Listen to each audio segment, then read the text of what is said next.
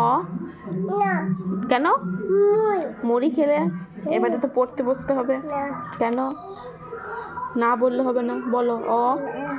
অ না না কেন? মুই না বলো অ। মুই মুড়ি খেয়েছো? বলো অ। দিদি দিদি পড়তে বসেছে, এবার তুমি পড়তে বসো, বলো অ।